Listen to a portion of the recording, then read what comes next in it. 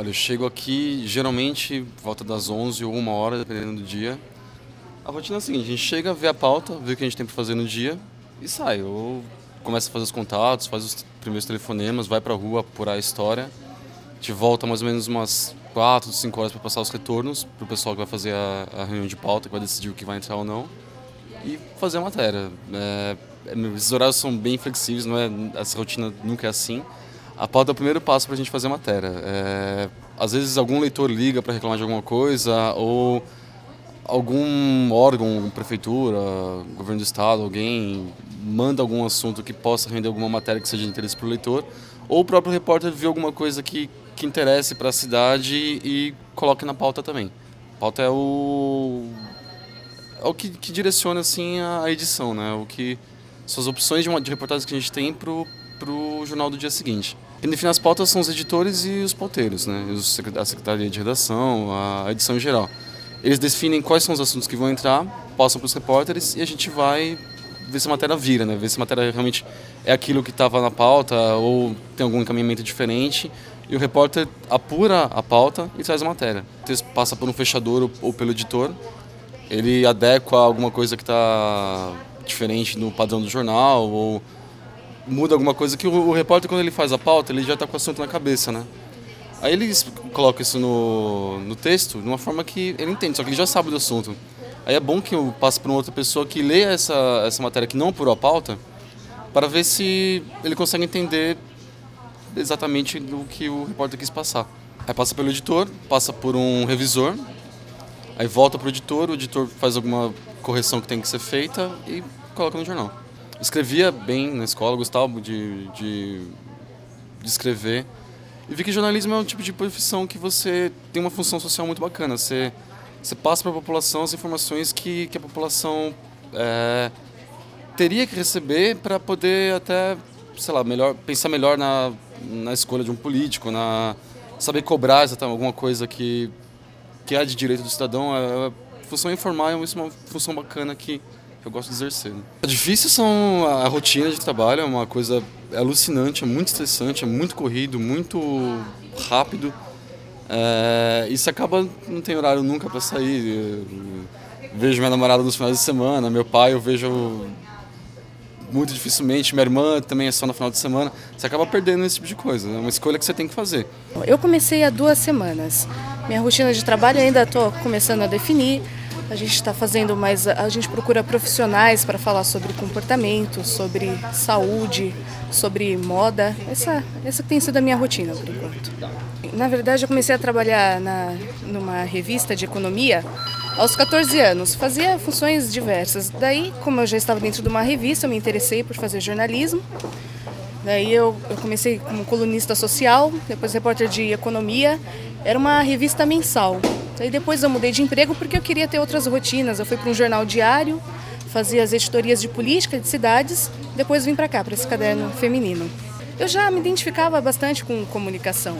A gente se identifica muito com leitura. Adolescente também, eu já percebia que era questionadora. É bem diferente da faculdade, porque na faculdade você tem todo aquele idealismo, você acha de verdade que você vai mudar o mundo, mas não é bem assim, né? Mas acho que em cada pauta, agora eu estou falando de saúde, acho que tudo que você faz naquela intenção de querer oferecer o melhor para uma pessoa. Você acaba sendo extensão de quem está lendo. Por conta disso, quem está lendo não pode ir. Então você vai pegar o que tem de melhor de cada área, tanto de saúde, quanto de alimentação, ou quanto de cidades, de política, e trazer isso para o leitor. Essa é uma extensão. Quando nós vamos entrevistar algumas pessoas têm medo. Eu acho que os maus profissionais é que são o pior do jornalismo, porque você acaba caindo em descrédito por conta dos erros dos outros. Esse é um problema. A diagramação, ela arruma os textos e as fotos na página. Então a gente tem que seguir, cada caderno tem um projeto gráfico. No caso do caderno Dia a Dia, é um suplemento que ele é formato tabloide, ele tem 16 páginas. E os diagramadores então eles riscam a página, a gente chama de riscar a página, colocando as fotos, os textos do jeito que a gente define, né? A gente fecha o dia a dia de terça-feira. Então, geralmente de quarta-feira a gente define as pautas e as meninas começam a correr atrás das pautas para que começam a escrever, e aí eu começo a ler também. A gente já conversa com os diagramadores ou às vezes com os ilustradores quando precisa de alguma ilustração. E assim a gente vai levando ao longo da semana. Mas legal é porque não tem rotina. Não tem rotina. Um dia a gente acha que vai ser uma loucura, chega aqui e consegue dar conta de tudo. E às vezes tem um dia que está super tranquilo e aí começam a acontecer várias coisas que vão enroscando ao longo do dia. Você fala, meu Deus, isso não vai acabar nunca.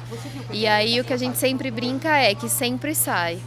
Então eu sempre aprendi, porque eu comecei aqui já há um bom tempo, há 5 anos. E aí aprendi com a editora, né, que estava antes aqui do Dia a Dia, que é a Rosângela, que no final sempre sai. Por mais que a gente fique estressado e tal, saia daqui às vezes tarde, sai meia-noite, de madrugada, mas no final sai. Então acho que isso é o mais divertido. O mais difícil, além do mais divertido ser essa parte de você não ter rotina, o mais difícil também é isso, de você não ter rotina. Então você imagina que, né, o jornalismo não tem nada de glamour, assim, né? Tem muita gente que pega e olha Fátima Bernardes na televisão e fala, nossa, quero fazer jornalismo. Mas o nosso dia a dia também é muito puxado, porque a gente tem hora para entrar, mas não tem hora para sair. Tem aquele fim de semana que você quer estar com a sua família, com os seus amigos, e aí você descobre que você está de plantão e que você tem que trabalhar. Então tem tudo isso também, né? Não é fácil, porque a gente não tem rotina. Então tem dias que eu consigo sair 6, 6h30, mas tem dia que a gente tem que sair meia-noite. Então a sua vida fica meio de lado, né? E então a gente acaba tendo que conciliar a vida com o trabalho e não o contrário. Mas mesmo assim foi o que eu escolhi, porque eu sempre gostei de escrever e apesar de tudo, não consigo me imaginar fazendo outra coisa. Eu acho que a característica fundamental é ter disciplina também, porque acho que é um trabalho que você precisa de muita disciplina e muita ética, muita responsabilidade. Uma coisa que eu sempre aprendi na faculdade, que o meu professor falava, tenha dúvida. Então o mais importante é você ter dúvida. Ter dúvida para procurar num dicionário, ter dúvida para não ter vergonha, para ligar novamente pro seu entrevistado, para sua fonte e falar, olha, eu não entendi direito, por favor, você pode me explicar de novo?